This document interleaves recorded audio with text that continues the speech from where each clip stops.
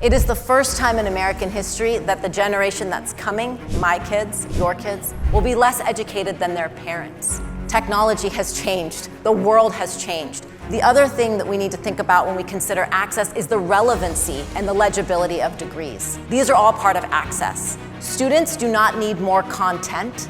They need context. Young people are inundated with knowledge. You've got Masterclass, you've got Mindvalley, you've got YouTube, you've got all these things. However, they don't know necessarily what to do with it. Learning has to be democratized. And learning comes when you understand that horizontal and vertical types of knowledge can be put together to create degree programs that can set you up for success. What would happen if we looked at education through the lens of expansion and exploration rather than the confines of conformity? That is the question that I have spent more than 2 decades wrestling with as I struggle to figure out how to fix a broken education system. And make no mistake, the education system is broken. You heard this morning from Rob Schneider. He called out the problems with academia, and he called on all of us to do better for the next generation. As he said, and I agree, this is one of the biggest crises facing our country today. It is a crisis of democracy. It is a crisis of national security. And education is the one thing that impacts everybody in this room, at the individual level, at the family level, at the industry level, and at the societal level. So I want to start by sharing a story with you about the first time I learned what a posthumous degree was. I was early on in my career, before I had become a university dean, a provost, or a president. I was a professor, preparing for my medical anthropology class early one fall morning when 3 of my favorite students walked into my office. Their eyes were rimmed red. Their shoulders were hunched forward in grief. I wanted to ask where the 4th musketeer was, but I already knew. I just looked at them, unable to speak, until one of them finally spoke up. "She's dead, Professor Mahdavi. She died by suicide last night. Her roommate found her hanging in her room." We sat there in a somber silence until I finally said, "I can't believe it." As soon as I said those words, one of my students spoke up, the quietest one of the 3. She said, "You want to know what I can't believe?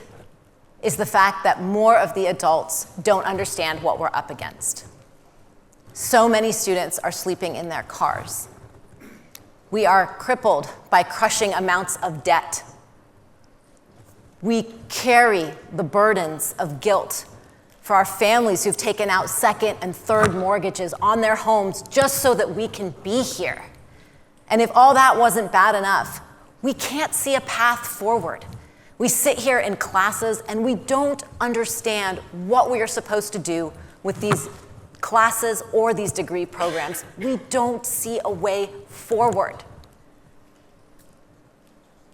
Anissa was the first posthumous degree. But throughout my career, I have had to award many, many more, until finally last year, I said no more.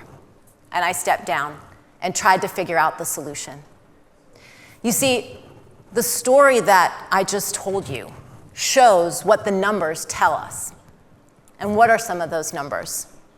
How about 43 million Americans today have started college but dropped out?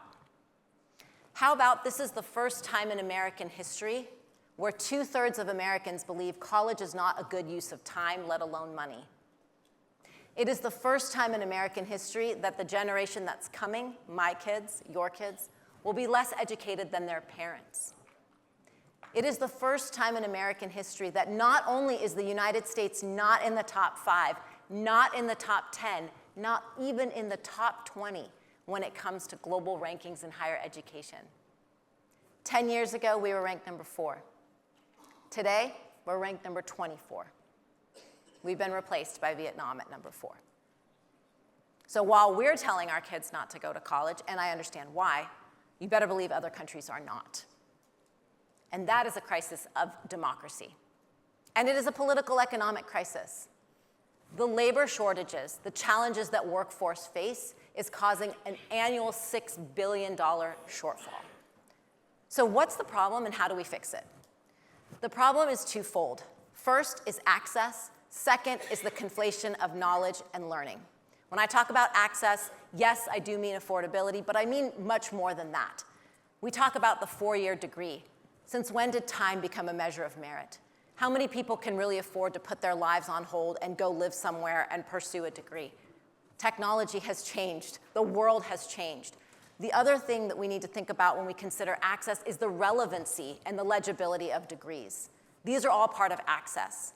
The second part of the equation is the conflation of knowledge and learning. Now, if you take away nothing else from my talk, remember this one thing. Students do not need more content. They need context. What do I mean by that? We live in an era where there is a $300 billion online course economy. Knowledge, which we used to think of as power, is actually understood now as just a commodity. The true power comes in learning and in conscious learning. So learning consciousness. Knowledge has been democratized. Young people are inundated with knowledge. You've got Masterclass, you've got Mindvalley, you've got YouTube, you've got all these things. However, they don't know necessarily what to do with it. Learning has to be democratized. And learning comes when you understand that horizontal and vertical types of knowledge can be put together to create degree programs that can set you up for success. So what do we do about that? We have to create learning ecosystems, and we have to create a new approach to learning that meets the needs of the modern era, that's accessible, and that understands that knowledge is only a commodity, and that learning comes from what we call the 4 C's. I already talked about context. The second is cohort. We know that people learn best. Genius Network is a cohort. Genius Youth is a cohort. We know that people learn best when they do so in a cohort, because peer learning helps people to enhance all of the things that they are absorbing. Community is the next piece. Cohort is a type of community, but our Genius Youth are exposed to the entire community of Genius Network. That's one thing that universities did get right for a very, very long time. However, the communities became fractured for many of the reasons Rob Schneider articulated. And finally, the 4C, connection. The first thing that future employers look at is actually not your GPA. They look at internship experience. They look at who you've been connected to. So the opportunity to actually have engaged and experiential learning, that's what's going to put people at the front. So what are we doing about it? You've heard us talk a little bit about Genius Youth. Genius Youth is an ecosystem that is much more. It is about community. It is about context. It is a cohort. And it gets our young people connected, which is why I'm so excited to not just be part of the problem anymore, but to be part of the solution. Because as Rob Schneider said, and as we have all said, and as we all know, we have got to do better. We cannot continue on with the current situation in higher education. We cannot have the teen and the young person suicide rate going up at the way that it's going up. And we cannot continue to allow this very real crisis that is facing our country to exacerbate, because education stands directly atop the San Andreas fault lines of all of the clashes in our society today. Which is why I'm so pleased to be able to now welcome some of my collaborators for Genius Youth, and in a moment we're going to bring up our Genius Youth panel. So, without further ado, I would like to introduce our next speaker. When you hear names like Wonder Woman, Supergirl, or Catwoman, you think of make-believe heroes, strong, fearless women from the world of fiction. But the woman who is about to join me on stage is the real thing. Whitney Jones is a true superhuman, a world-class athlete, entrepreneur, business owner, and best-selling author, and I'm so proud to call her my friend. As a 3-time Miss Fitness Olympia champion and the first mother to ever win that prestigious title, she has built one of the most successful fitness businesses in the Southwest and earned countless honors in health, sports, and nutrition. Yet if you ask her about her greatest achievement, she'll smile and say, "My 2 boys." As a single mother, what touches my heart. This is what we share.